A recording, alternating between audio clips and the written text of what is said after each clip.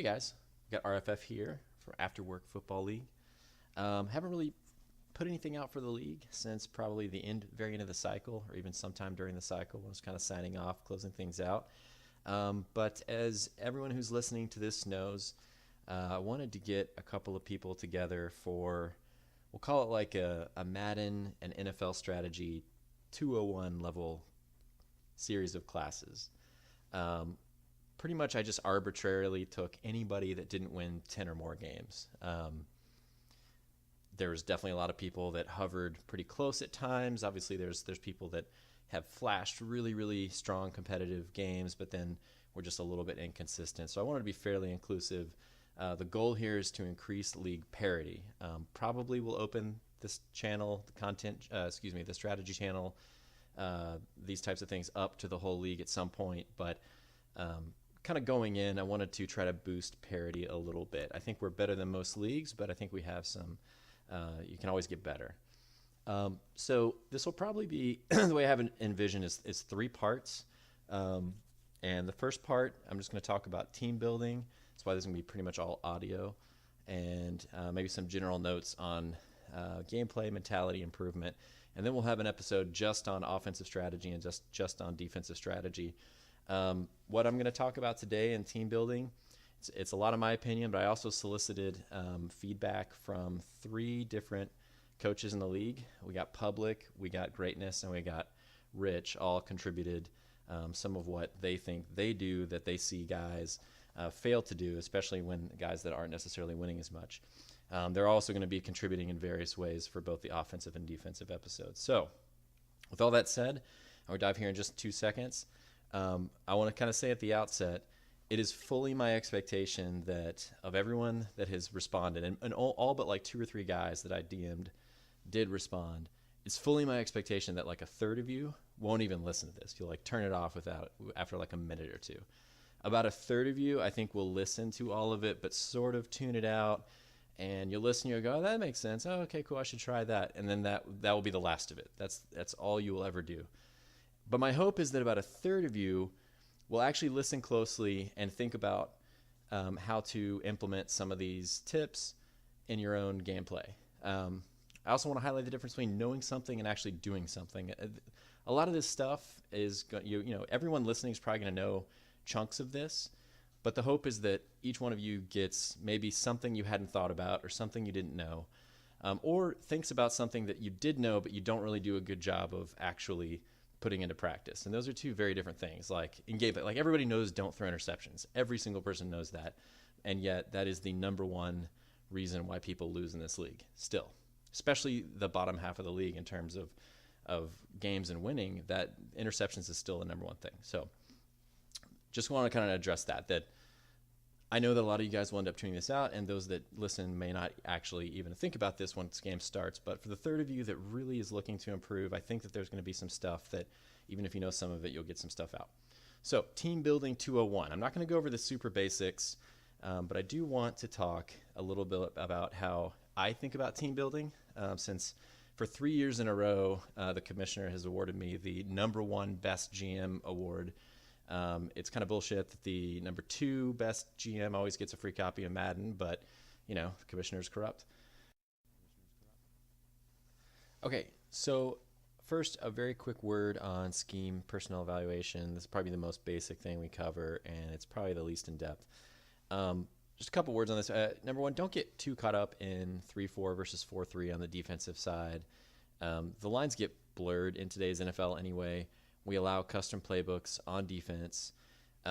Instead, just figure out where your elite players are playing, figure out who your elite players are and what they're really good at. So are your elite guys pass rushers? Are they good at stopping the run? So you have like an outside linebacker that's awesome at run stopping, but really can't rush the passer too well.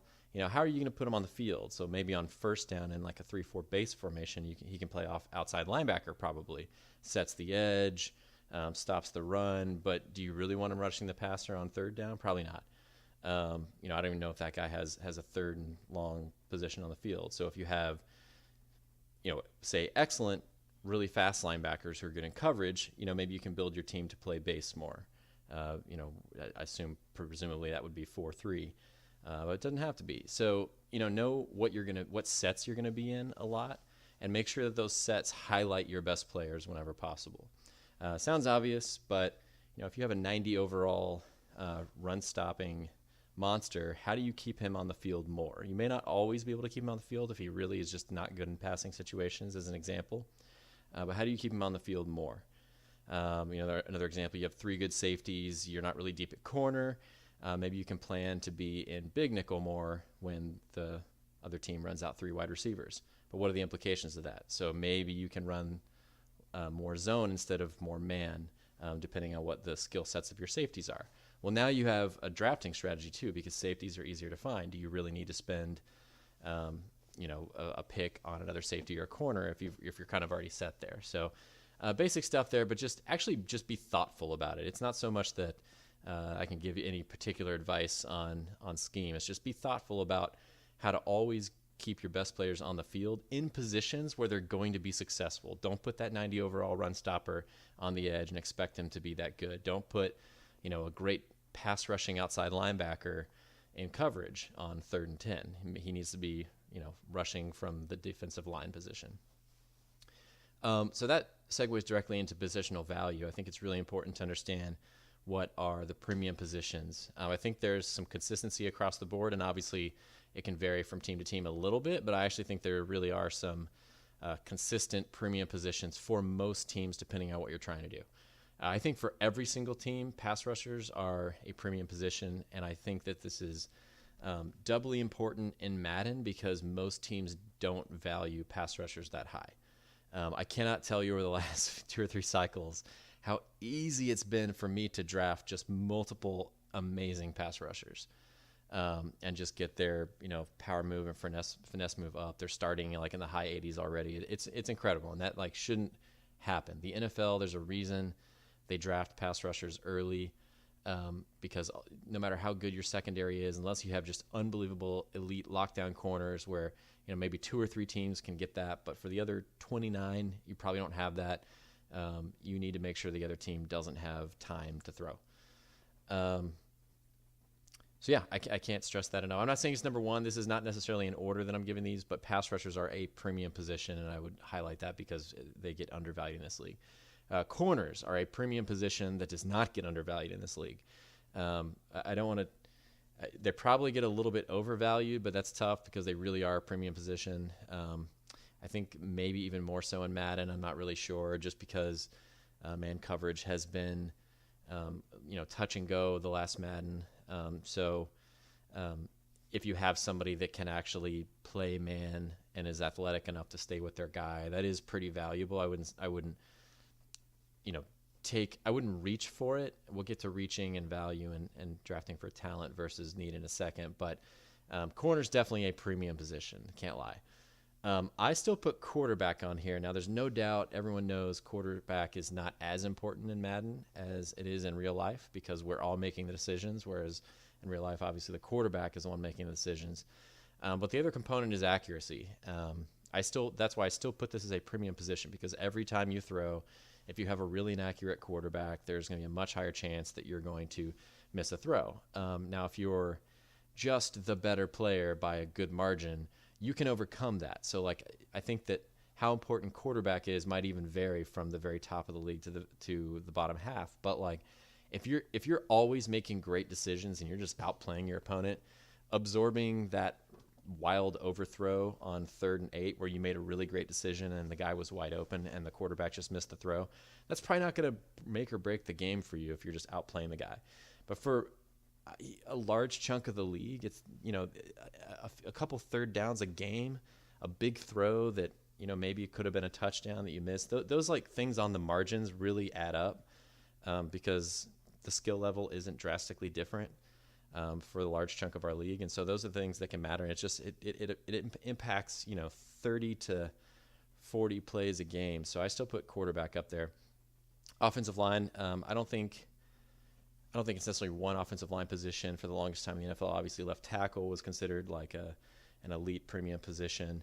Increasingly, right tackle is considered to be about as important because a lot of NFL teams are, not now putting their best rusher over right tackles if they can't rush the passer. You'll see Madden guys do that as well. So tackle's probably the most important, but I just put offensive line in general because having an offensive line I think is very important. It didn't always used to be.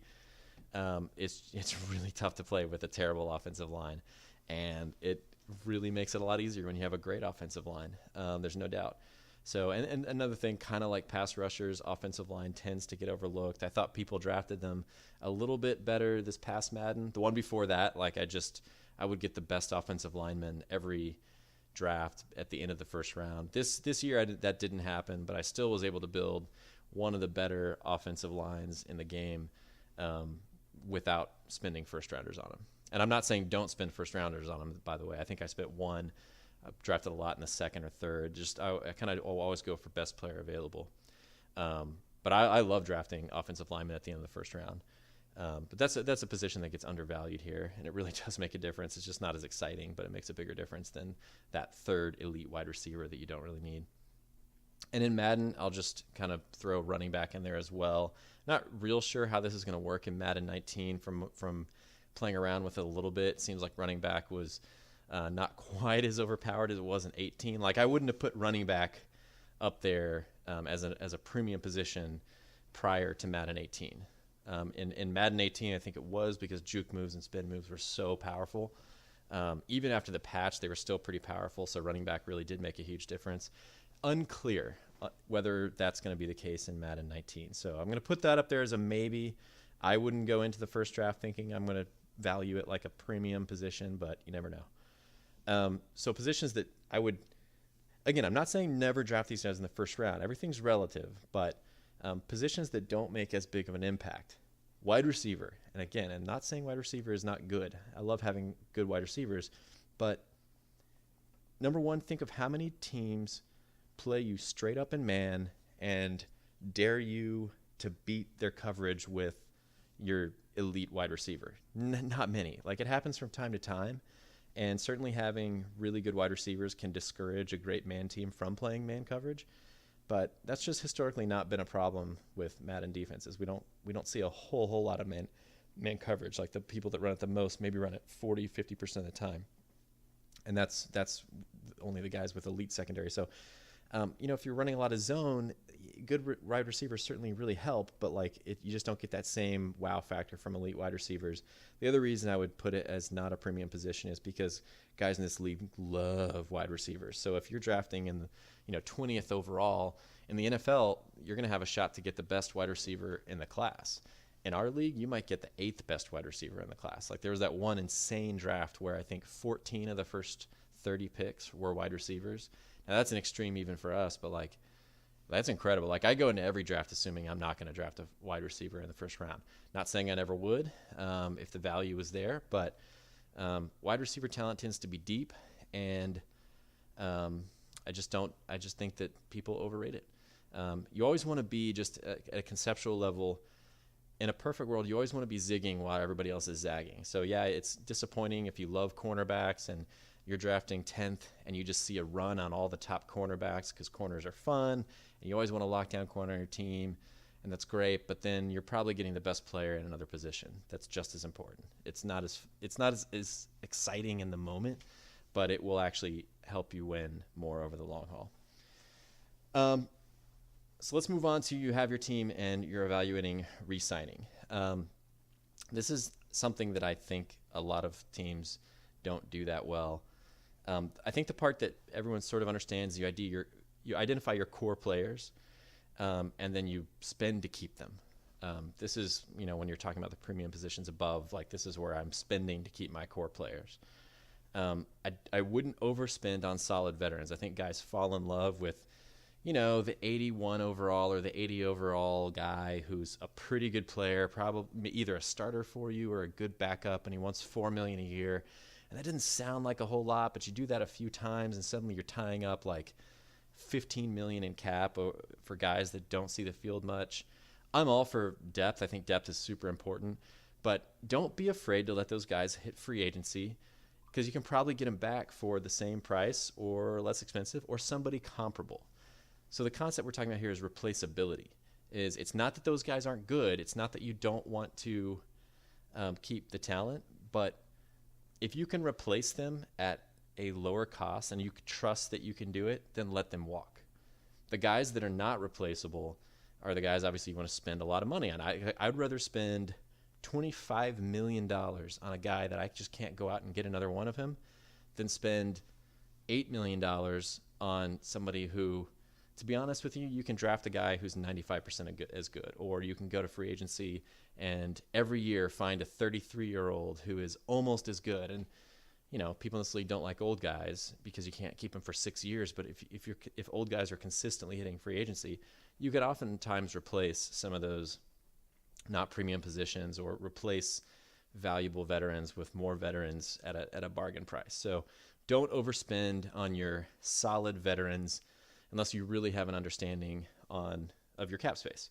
There's times to do it. If they want a short deal, a 1 or 2 year deal, and you have lots of cap space in the short term, yeah, absolutely. Like, keep your talent, but don't be locking up, 27-year-olds, 26-year-olds who are your backups for $4 or $5 million a year. It's just not worth it. On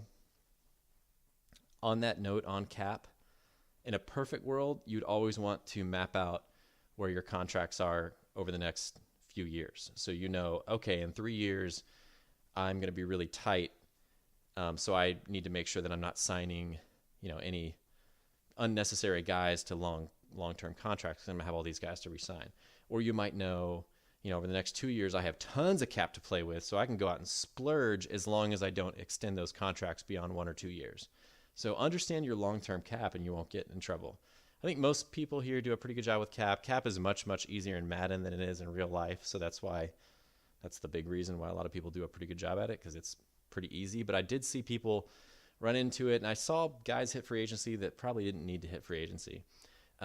I don't exactly know how 19 is going to be, but from early signs, I actually think cap is going to be a little bit tougher to manage, which is why I spent some time on this. I think that the way the development works, you're going to see a lot of players boost their awareness because of the randomness. You can't just pick an attribute to specifically raise. And because awareness goes up, OVR goes up, and because OVR goes up, contract demands will go up. So I think cap will be a little bit tougher in Madden 19. Another thing, this is kind of from public. Don't be afraid to cut a backup for a modest penalty if it's going to mean saving meaningful cap. Your situation changes. You might have drafted a guy who is just as good or about as good, and they're both backups. So keep the rookie contract, and if you can't find a taker for a trade on the backup, don't spend $10 million over 3 years on a guy. If you can just cut him for a couple million. I mean, nobody likes penalty, but it all depends on what you're saving when you do it. So don't cut a guy just for no reason, but don't be afraid to take a penalty if it means saving a good amount of cap over the next few years. So now to the good stuff, because this is that was all kind of just an overview of retaining talent, but building is where I see some guys pull ahead and some guys not. So I can tell you how I think about free agency, trading, and the draft. And it doesn't, I kind of like how some NFL teams think about it. It doesn't translate 100% to Madden, but I think it comes close. So free agency and trading are where you take care of your needs. So if you're going into a season and you know that you have a big hole at, left defensive end or defensive end, don't just assume that you can fill that in the draft. That's not to say that you can't, but don't assume it. Go into free agency going, hey, it's not about, hey, you have to sign a $20 million elite player. If you can, fantastic. Then your need is solved, done. But sign a guy that if he had to be your starter, you're fine with it. And you can often find those, aging 1 year solutions. They're still a very good player or at least a pretty solid player. So now you don't have a hole. It may be a position that you'd prefer to upgrade still, but you don't have a hole. So take free agency to fill your holes.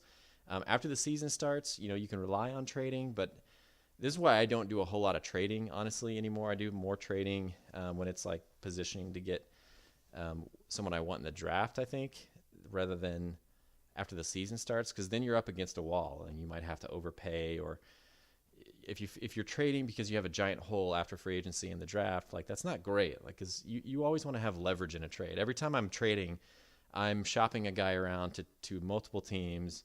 Maybe even guys think I'm bluffing, and I never am, because it's like, I just won't trade him if I don't get the right price. I don't ever feel like I have to trade a guy, and I won't trade a guy for below what I feel like he's worth.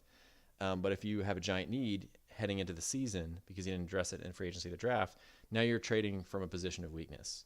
So I would never plan to trade.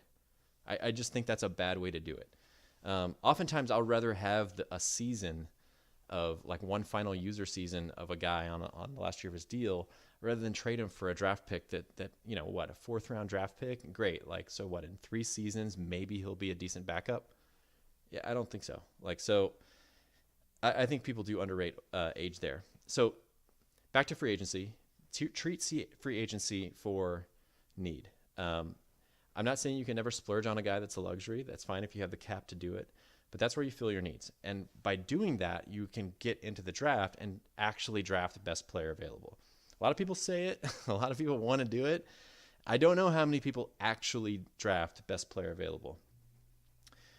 If you have every need filled, where you could go into the season right now with every position, if you had to. You may not love every position, but you could. Then you can actually like draft the blue chip guys. And over the long haul, it may not help you quite as much that season, because let's say you don't need a linebacker, not really, but you're drafting early in the second round and a guy who's just the best linebacker in the class drops to you.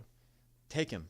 And over the next year or two, you'll figure out the roster. Maybe you'll trade someone, maybe you let somebody walk, but suddenly you have an elite player that you wouldn't have had if you had reached for, a second round corner, that because of the run on corner in the first rounds, now you're reaching for a guy that he'll never even be that great of a starter. Like, the difference is drastic. So you always want to be able to go into a draft, able to draft based on talent and not need. And this is where that's why I find myself drafting pass rushers. This is where I find myself drafting offensive linemen and middle linebackers. I draft all kinds of positions that, yeah, if you asked me ahead of time, I'd say I'd prefer to draft like a corner or, something a little bit sexier, I guess. But at the end of the day, like, I end up with these personnel groupings that I can put elite players in the field at more positions that way. And you figure out the trading and stuff after the fact. If you have an extra pass rusher than you really need, well, the first choice isn't just trade your guy. Number one, depth is underrated. There's injuries in this game. And number two, like, find a way to get 5 pass rushers on the field. That's deadly. Like, that's awesome. Like, it's okay if you have a guy that isn't a starter but is going to play a lot of snaps. Like, that's very valuable. So you draft for talent. So how do you balance talent versus need? Because if you already have 7 pass rushers, do you really want to be drafting an 8th one? We should never get in that position. So the way I do it, a lot of NFL teams do it, and you'll see it across sports. I think it's a good way to do it. People do it in different ways. Like, you'll see people say, I had this guy great in the first round. I really don't think about rounds, because I don't know what that means. Some drafts are going to be more stacked or less stacked. I don't really know how to grade rounds. But what I do know is how to grade tiers. So I'll tell you the way I do it. And there's probably the idea is you rank everyone in a tier. Start with, for me, I color code it. Sometimes I'll write them down and color code it. So tier 0 to me is like a truly elite transformational player. I'd say a lot of positions for me don't even have a tier 0 player, maybe one. If it has 2, that's amazing. So this is like I'm taking them if they're on the board no matter what type of guy. There might be a handful in the entire draft, and sometimes not even a handful.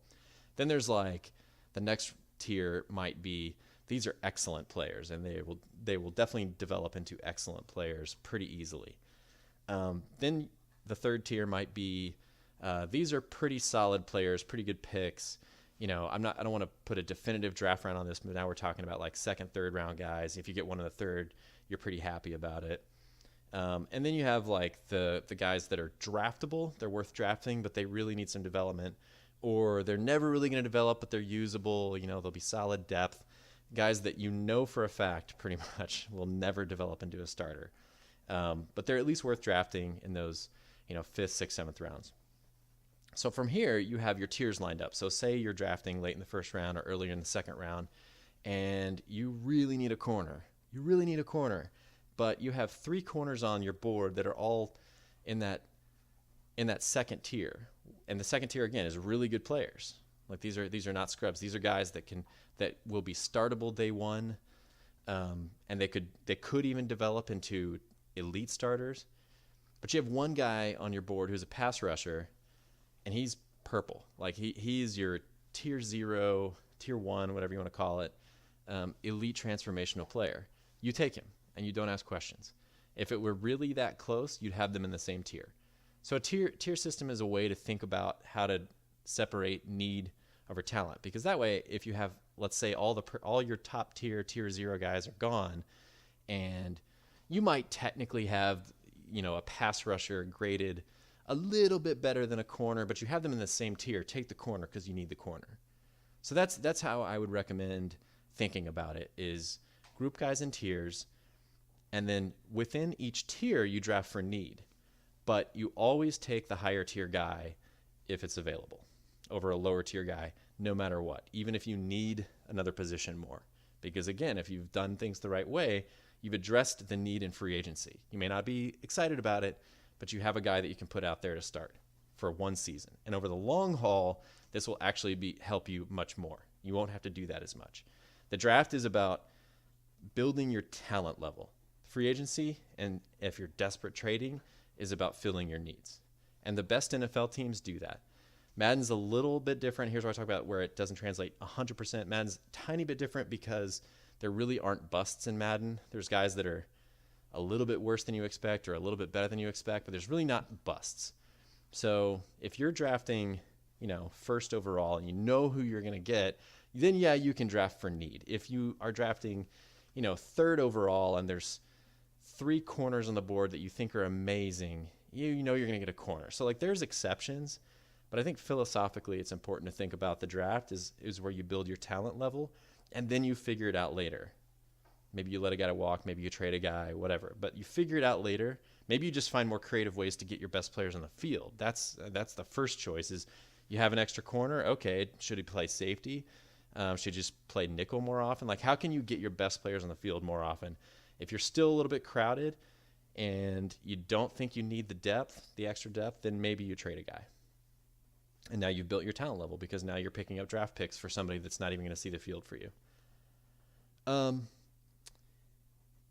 Another thing that was kind of pointed out that I think Rich was the one that pointed this one out in terms of misjudging need versus impact. We talked about premium positions, and you might disagree with a couple of those. Maybe you've identified that no, the way I play, I definitely need this one position. That's fine. So I see people, you can either reach on talent or misjudge your need. So let's say you agreed with everything I said above, and you're like, I like wide receivers, but they're really not a premium position for the way I play. I see a lot of zone coverage. I don't really need premium wide receivers. Or maybe you do, but you already have 2. People do have a tendency to occasionally try to form these super units. We're like, man, what about a third elite wide receiver? Well, now you're drafting an elite guy in the first round to what? Catch for 500 or 600 yards, be your third option at best. When you could have drafted maybe a less exciting position that would have had a bigger impact on your win, like a defensive lineman or a linebacker or a secondary or an offensive lineman. That's probably the most common thing that people pass on. So don't try to create super units because it's fun and exciting if it's not actually going to have the biggest impact on your win. Be thoughtful about it. Another thing, I think greatness kind of threw this one in, was age. We all would rather have the younger guy.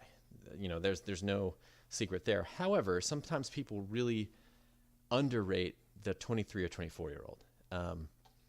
You have a few seasons to develop them. The difference is not gargantuan. Would I rather have the 21-year-old? Yes, of course. But I will consistently draft 23 and 24-year-olds if guys are letting them fall. So just kind of a note on that. You take age as a factor when you're grading players, but if they're already really good, it's not like they don't develop at 24. And I know people make a big deal about the age 25 thing. I find that to be overrated as well. People still continue to develop a little bit. Now, they're going to get a little bit better. They're not going to go from scrub to good if you're starting at 25, but 24-year-old guys do develop, just saying. The value of later round picks. This was thrown out by a couple different people, and I couldn't agree more. So some people think, all right, well, this guy's never going to be a starter, so therefore there's no value. There's all kinds of value there. Number one, sometimes you get lucky. You have enough bullets in the chamber, you're going to get a guy. I think I traded for a fourth rounder, traded with Husker, and I don't think he had him on his board. I don't even know if it's a need, so I'm not trying to throw him under the bus here. But I made a trade back into the draft. I'd already used my fourth rounder, and I was trading back into the draft because I had a guy that was like a tier 2 player. So like a guy that I thought was like worth like a second round pick ballpark. I told you I don't like to put rounds against it, but he was a very good player. And he was still on the board in the fourth. So I was like, I'll trade you next year's fourth for. He said, okay, I got him. So you never know when like that fourth or fifth round guy is going to somehow still be valuable. I definitely found value out of fourth, fifth round picks. Some just won't pan out, but that is an example of how you build your overall talent level. All you need to do is hit on a couple of them the entire cycle, and that's like 2 good players that you wouldn't have had. That can be the difference between, a better team. And it's just finding these wins on the margins. Each one is not exciting and not a giant win, but if you do that enough times, whether it's the draft or free agency or, re-signing the right guys or maintaining cap flexibility so you can go after a guy in free agency down the line, all these things add up to a big difference. The other real reason you always want to not ignore later round picks is because if you have a guy that's even usable, even if he'll never become a starter, just as decent depth gives you so much more cap flexibility than if you completely waste a pick. He doesn't even make your team. So now what? Now you have to go sign a guy for $1 or $2 million a year. You do that with 10 different players, and you might be spending $10 to $20 million on scrubs that are at the bottom of your roster when you could have been spending $300,000 to $400,000 a year per player. Now instead of 10 to 20 million, you're spending like $4 million total on like your bottom 10 guys that are all like halfway decent. So that's the difference, is like that extra 10 to 15 million. Think about what you could do with it. You can go get a star player, you can get a couple solid players. So that really adds up, making sure that your later round picks are good enough to make your roster, even if they'll never become a starter. And then the last point, this is a fantastic one. This is a Madden thing, but it's still important to bring up, and it will still be important in Madden 19, is when you're drafting, have an eye toward your position groups that you're going to be training. I'm not saying, hey, don't take a stud because you're going to train a different group. I don't think about position groups at all when I'm grading on talent. Like if I will take the best player and figure it out. But some of those project guys, some of those like mid to late rounders, like 5th, 6th, 7th rounders that are maybe even a 4th rounder at times, that are really development players where maybe they have some physicals, but they really need a lot of development to become usable. Don't use them if you're not going to train that position group. They won't develop. It doesn't happen magically. So don't take a safety that you're like, he needs some development, but he has a shot to be something, and then never train your secondary. So and then focus on one, not one, but 2 groups, and kind of know going in that like, this is where my youth is. And then you might have to pivot because, again, if you're drafting for if you're drafting for talent, you might end up taking an elite player at a position you didn't expect. So if you have to pivot, change gears a little bit, so be it. But just at least have an eye toward it so you have an idea of where your project guys could actually get some mileage out of them. And finally, the last topic I'm going to talk about is player development. So we talked about selecting position groups to train. I don't think there's any science to this. I'm sure everyone does a pretty good job of this one. You want to balance between your highest impact players versus hitting the most players up. I will, for instance, give an example. I will absolutely be training the quarterback position with Deshaun Watson heading into Madden 19, even though he's the only player that I'm going to get out of that positional group. It's just, to me, that's a premium position. I need to get him better. But if you don't have that one guy that you have to develop, then train positions that are going to hit up most of your young guys. Not just the most players, but most of your young guys that actually have a shot to develop. That one's not rocket science. Someone asked about physicals versus intangibles and how I balance that one. That's a tough one to answer, but I will say I definitely fall more on the side of don't overrate just the physical studs. Not saying it doesn't work out, but unless you're one of the 4 or 5 guys that is just incredible on the sticks with your middle linebacker, which I don't know that anybody listening to this in the initial group is. Just being honest. If you were listening to this, I don't know that you would be. And I'm not. Then I don't know that it's good to just go for pure physicals. I think you got to take them into consideration. But like last year, my corners, my fastest corner, I think I eventually drafted a 93 speed corner, but for a long time, my elite corners were like 88, 89 speed. But they had the intangibles, and I was just very careful with my play calling. So, I'm not going to call cover one press with an 88 speed corner. So you can play call around lacking physicals. It's the difference between, let's say you have, big, strong corners that are on the slower side, but are really good in zone coverage. That might be the difference between cover three press versus maybe just run more default cover three or cover four. Maybe you mix in some cover two, because cover two guys generally aren't responsible for getting downfield. So I think that's where play calling and understanding what types of coverages, if it's wide receivers, what types of routes you're expecting them to run, that sort of thing. So I think physicals obviously are important. It's Madden. I think on our sliders, as Madden has gotten more realistic on top of that, it's not the end all be all. We'll talk more about like play calling, but like in later episodes that focus more specifically on offensive defense. But like on offense, we talked about wide receiver. You want one guy that has speed at least, because you have to threaten the defense. You don't need three guys that are all speedsters, but you want one guy that if they're just like, to use an extreme example, if they're just going like cover one, cover zero, press all the time, they're just pressing all the time, and they're bringing their safety up, you need somebody to be scary there.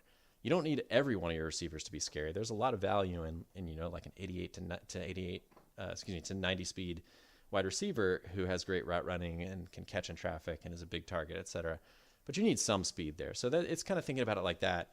If you're running a 4-3 and your middle linebacker is responsible for sideline to sideline, obviously you need speed there. So understand where you actually need the physicals rather than just being a slave to the physicals. Hopefully that makes sense. And then finally, the last question that I got asked was talked about scheme fit versus a stud that might have some sort of sim liability. I'm not going to lie, I'm not exactly sure what the sim liability part means, but scheme fit versus stud. I think we'll find out from what I've seen. I still think, all right, I'm going to answer that out of both sides of my mouth. Number one, scheme fit is going to be very, very important in Madden 19. Like a normal development, which is now called quick development because everything got bumped up one. So like a quick development scheme fit player develops as fast as like a superstar, at least a star. I think it's superstar outside the scheme. So that's a pretty incredible comparison, that you may as well draft the normal guy that fits your scheme, and he'll develop as fast as the superstar that will never fit your scheme. There's some in between, because if you have a guy that's not a scheme fit but he can easily become a scheme fit, then you want him if you think he's going to be a star or development player or something like that. That's where it gets a little tricky. I still say err on the side of talent and figure out your scheme, but I also think scheme fit is very, very important. That's why I say figure out your scheme, meaning like if you're drafting a stud player, make sure you're then adjusting your scheme so he will eventually be a good fit. So with that, if you have any specific questions, I'm going to actually start, as of me posting this, I'm going to open up the strategy channel for discussion moving forward. I'm sure that there probably won't be a whole lot of discussion initially, but my hope is moving forward into the cycle, this can be a good place for people to ask questions that are specifically about, hey, how are you doing this this well, or I'm struggling with this. How are you guys doing this, or what are your thoughts on such and such? So with that, we're going to close this out. That ran probably a little bit longer than I intended. I'm still not entirely sure how I'm going to handle the next two, but the hope is to get at least one or two of the public greatness Rich on board, and we're going to see if we can't do a little bit with some in-game stuff as well. So we'll to be determined on that one, but the next one will focus specifically on offense, everything from like pre-snap to play calling to maybe a little bit post-snap. It probably won't be a whole lot on the sticks, but we'll talk about the strategy part. So, all right. So I hope you guys got at least a little bit out of this. I know that probably all of you knew some of this or already do some of these things well, but the hope is that all of you at least heard something that will help you improve your game and your team in the upcoming Madden.